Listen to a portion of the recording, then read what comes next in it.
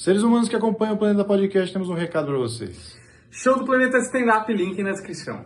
Exato. Ricardo, pelo que eu entendi, você falou aí, não sei se o pessoal pode me corrigir, mas parece que nós estamos fodidos, né? Parece que a situação é uma merda, nós estamos bem fodidos mesmo, porque a gente teria que mudar um sistema todo do zero e começando, né, pelo individual, né, tocando cada uma das pessoas através do livro, por exemplo.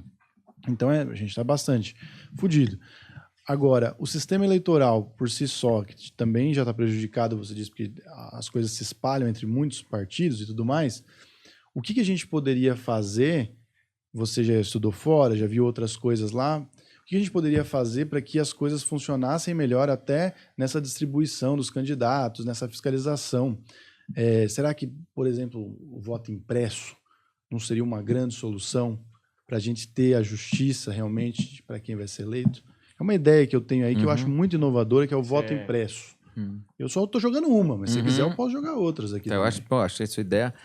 Vamos lá, primeiro. De nada. Lá atrás, essa lógica do voto impresso ela foi muito forte na sociedade. Só que, infelizmente, como uma história, uma narrativa mal contada. Porque o que estava sendo defendido, inclusive com um projeto, porque para ter voto impresso tem que ter um projeto de lei. Tudo na administração pública depende do legislativo, depende de uma lei.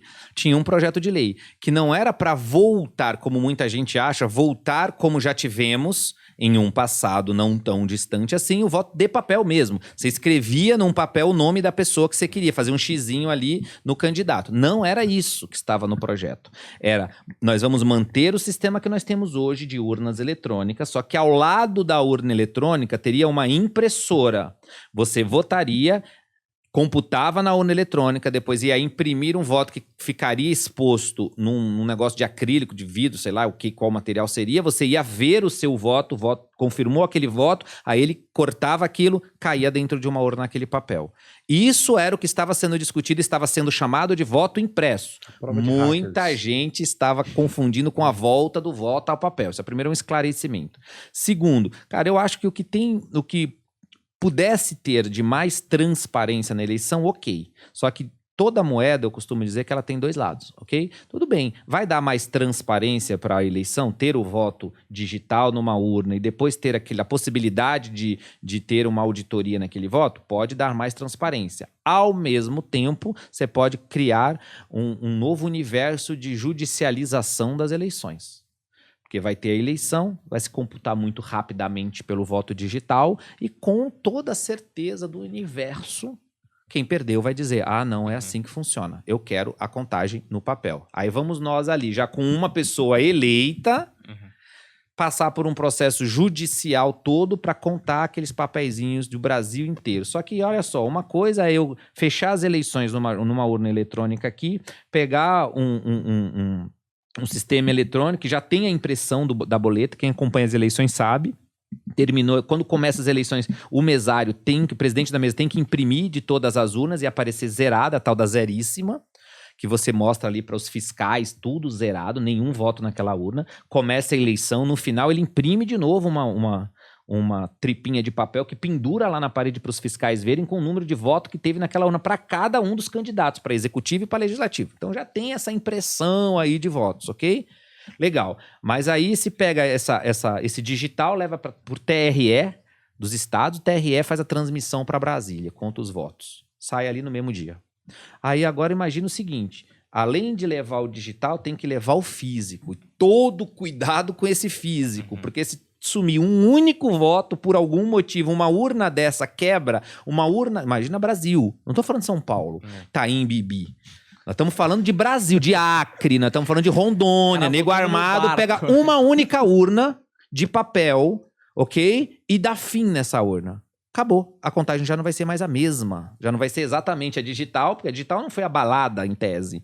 Vai ser, com certeza, uma contagem diferente da contagem final, porque uma urna sumiu e ninguém sabe quantos votos tinha naquela urna ou não. Então já vai ter divergência de número. Teve divergência de número, a suspeita de fraude vai pairar sobre as eleições. Então imagina a loucura judicial que seria aí. Todo deputado estadual, todo deputado federal, e são muitos, tá?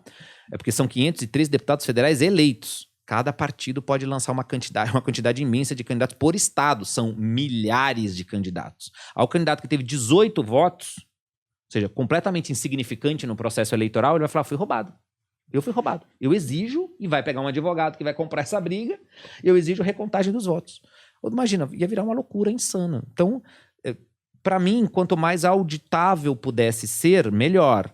Porém, tem esse outro lado. E os partidos políticos, cada um dos 35 partidos políticos indicam uma junta tecnológica para acompanhar o processo na Justiça Eleitoral. Todos eles têm que avaliar e dizer, ok, tem segurança esse processo. Então, calma lá. Até porque o processo é desvinculado. Muita gente fala, o hacker invade a NASA, não vai invadir uma urna. A urna não é conectada. Dá para fazer alguma coisa? É possível que dê. Não no sistema todo. Porque aí o cara teria que ter uma mão de obra em mim. Quem conhece o sistema eleitoral e a distribuição das urnas no Brasil, o tamanho do Brasil, quem já foi daqui de São Paulo para qualquer estado sabe que o Brasil é grande pra caramba. Então imagina, tem urna em todas as cidades do Brasil. Pra você conseguir contaminar todas as urnas que são feitas com antecedência, são separadas com antecedência, são distribuídas com antecedência no processo, é impossível. E um talvez significativo, né? Exato o que eu ia falar agora. Talvez você consiga implementar o teu esqueminha lá em uma urna, em 5 urnas numa cidade e tal, mas isso não impacta uma eleição presidencial. Talvez impactasse uma eleição de vereador, sabe? Só que, puta, olha o tamanho do risco, do gasto pra tu eleger um vereador em Itapopoca da Serra.